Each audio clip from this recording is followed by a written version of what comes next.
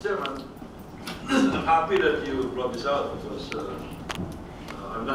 wasn't aware of this before you mentioned it. Nobody's aware. And you know, maybe for an iMac costing about 100,000, 100 pesos for Wi-Fi may not be that much. But now we are seeing an unstoppable trend towards these items, gadgets, becoming less and less expensive. I think, Mr. Chairman, in about 2 years' time, we'll be seeing the entry of cell phones that may cost only 500 pesos. With all these capabilities, meron ng Wi-Fi, dati na yung Bluetooth. So 100 pesos against the 500 peso item is going to be 20%. That's already very confiscatory, onerous, compared to the basic price of the unit. And I don't know why they are levying on technology, because these are technological developments, a part of the march of progress which NTC should be promoting. Yung USB, baka mamaya taxi na yan. Dati infrared, no? Una kasi, the first time, infrared, wireless, pero kailangan nagkakaharap. Then Bluetooth came into the picture.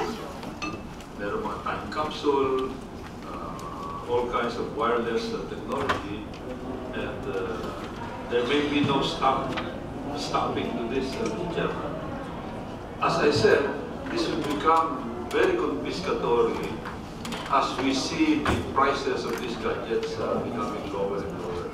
I would like to, I think you know this, Director Caballos, that soon we'll be seeing cell phones that cost only 500 pesos. Right now, there's a cell phone manufactured in my area. This is the my phone. Magkano? 2,000 lang yan tayo. Mura-mura lang. Good for consumers, but you add 100 to 2,000, that's 5%. That's quite a big jump. And I predict that later on, pababa yung presyo ng yung gadget na yan. Maybe soon will become 1,200, maybe 1,000. So this is ridiculous. This is already taxation without the law. But it's even higher. Lalo na pag bumaba na yung presyo ng ano. Imagine 20%. Pag nasa 500 pesos na, yung 100 mo. Will become 100 against an iMac is nothing. No? But against this my phone and another phone that will come in soon, is going to be very confiscatory without the benefit of legislation.